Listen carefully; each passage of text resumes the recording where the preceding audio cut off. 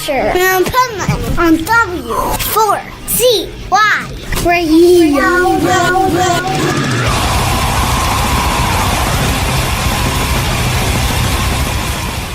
This is the Pipeman here on the Adventures Pipeman W4CY Radio, and this is another edition of our segment, Positively Pipeman.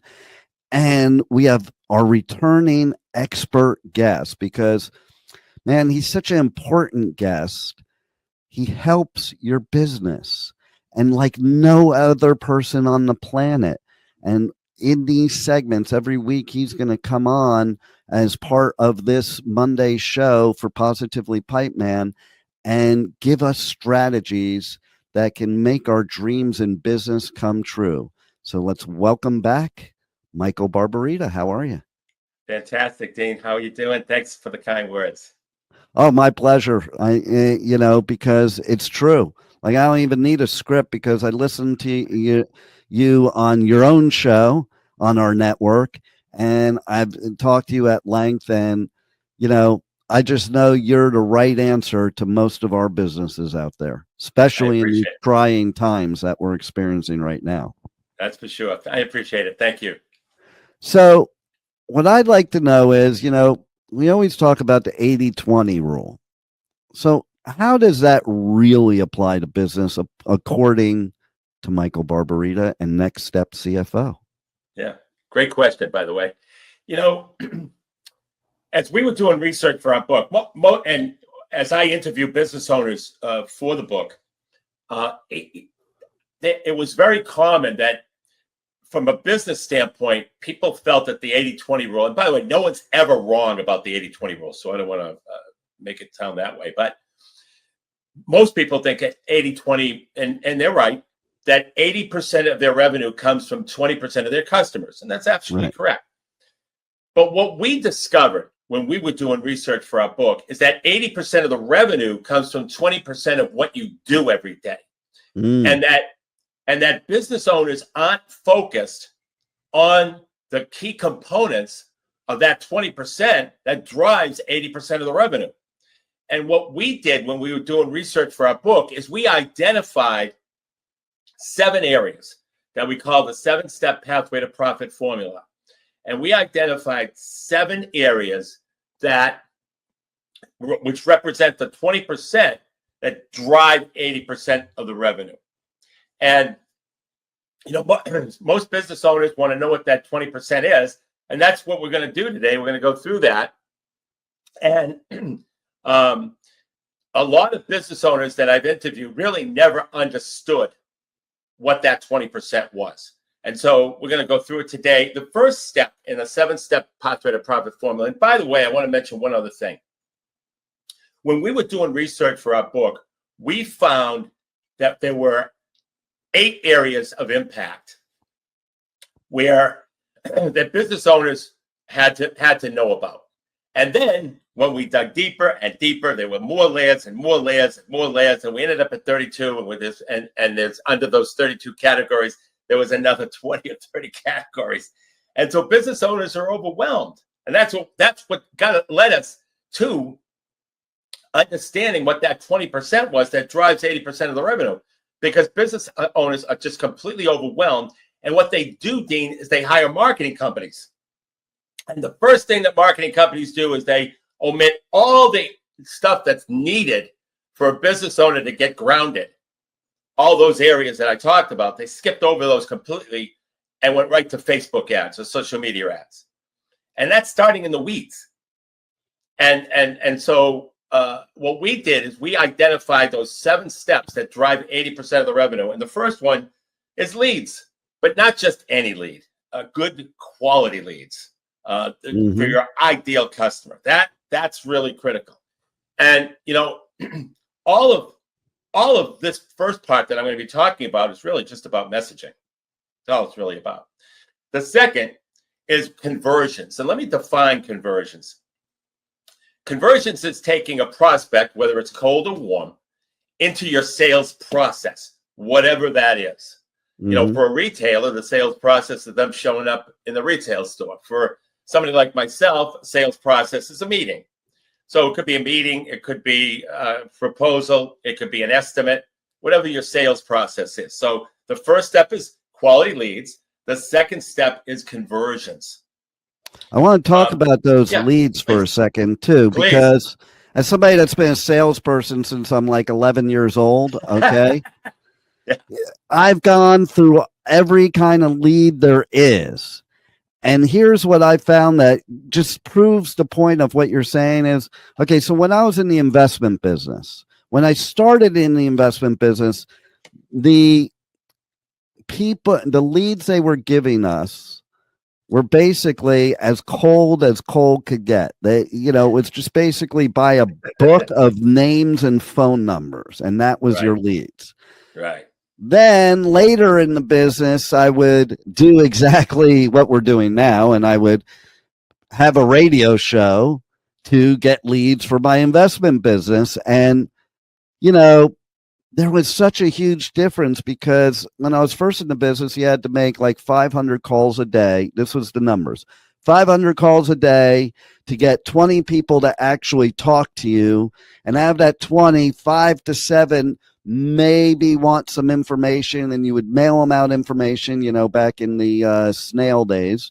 And and then out of that, 1 of 10 would actually become your client. So you'd have to make 500 dials to get a client, which is a lot. Okay. And it's a lot of work, and it's time consuming. It's not fun, but then I could get on like a radio show like this.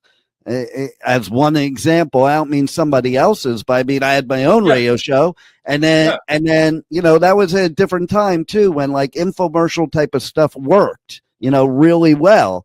And then I would get these leads that 90% of them would send me money, and so you would think, because I only had a handful of leads, it's like, oh, I'm not going to get any business. But that handful of leads got me way more business than the 500 dials that, to get one lead, So I wanted to stress that point, because your strategies for people are so that they can gain more, revenue with less effort and time. That's correct. That's right. And the messaging is the key. Your messaging in a cold call is completely different than the messaging that you have in your show. Yeah, totally. Right. So, and that's something business owners need to understand more. It's not necessary. It isn't Facebook versus Instagram versus LinkedIn versus. It's not that. It's the message. Yeah. If you get the message right. Now, granted, you could go to the wrong platform in terms of demographics. I get that.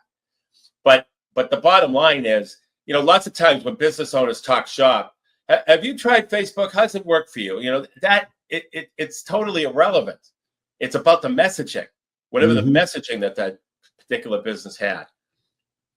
I think that's so true too, by the way, because listen, you could still say to anybody in our age group, something like plop, plop, fizz, fizz, and they will automatically think of Alka-Seltzer. Okay. You could say, how do you spell relief? And I don't even think you can buy Rolaids nowadays, but you still remember the message. That's right. Absolutely. No question. That's the key. That is absolutely the key. So in continuing on with the 7 steps, so the first step is leads, as I said, high quality leads. Second is conversions. The third step is closing rate. And by the way, a business owner needs to track their data. They need to track the information, because that's how they learn where they need to tweak. If you have a closing rate of 1%, if you could get quality leads and you could convert them into your sales process, but your sales process yields a closing rate of 1%, where you have to work. What you have to work on. But you have to know that data. Otherwise, you're going to be flying blind, and you're really not going to tweak in the right areas. And ignorance is not bliss in this instance. Very true. And so you have higher quality leads. You're converting more of them into your sales process, and then you're increasing your closing rates. Now, the fourth step is retaining clients. Mm. This is where a lot of businesses fall down, Dean. They don't focus at all on client retention. And here we are. We're putting it in there as one of the, is that part of that 20% that business owners need to focus on that drive 80% of your revenue, because you need to retain clients and Yes. customers. It's a critical component, and it takes some work. It's not one of these, a lot of business owners think that once they have a customer, they get to keep them by default. No. That doesn't happen. No. So, And nowadays they think it even more. Like, we think because we live in this world of AI and everything's automated that, no. That's why, I run this network, on a new technology, but old school philosophy, customer service. You have to be on the same team with your customer so that you can get them the success they need, so you can get the success you need. Excellent. Yeah, no, absolutely. It's so true. And then, so you have high quality leads, you're converting them more into your sales process, you're closing them at a higher rate, you're retaining those customers. Now you have to focus on the average dollar per sale. So there are strategies associated with increasing the average dollar per sale for your existing customers. And now, obviously, also any new customers as well. But once a customer comes into your ecosystem, you're able to increase that average value. It's just part of that 7-step formula that's going to drive 80% of the revenue. And then the 6th step is frequency of sale. So now, if you have 500 customers and you're selling to them 2.3 times a year, you want to look to sell to them 3 times a year. Maybe you have to add more value to your products or services. Maybe you have to add more products or services, but you want to increase the number of times that you sell to them. I love that concept right there, because that's something I live by as well. I think you have to constantly innovate and evolve your business so that you can do that. There's always something else that could add value and benefits that would be something that your customer would want to take advantage of. I agree, 100%. Yeah, I've seen many times where business owners fail to rejuvenate even former customers. They fail to rejuvenate them. All of your customers are on what we call the buyer's journey, and yeah, that journey could take anywhere from 15 minutes to 15 years, but they're on that journey, and you have to constantly nurture your customers and your existing base to sell to them more frequently. And, I tell people throughout my whole career that have worked for me, basically you do have to continue to nurture those people, because if you're not, and you think, okay, I got them in the bag, even in the investment business, everybody says my broker, until somebody else comes along and does nurture them.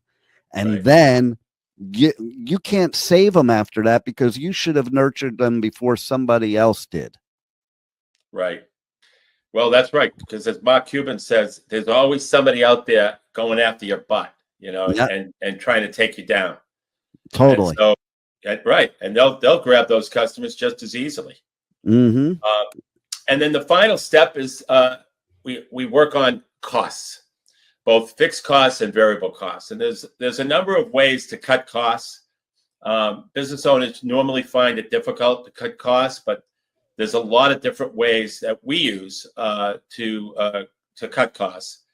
And but it's still it's one of the 7 steps.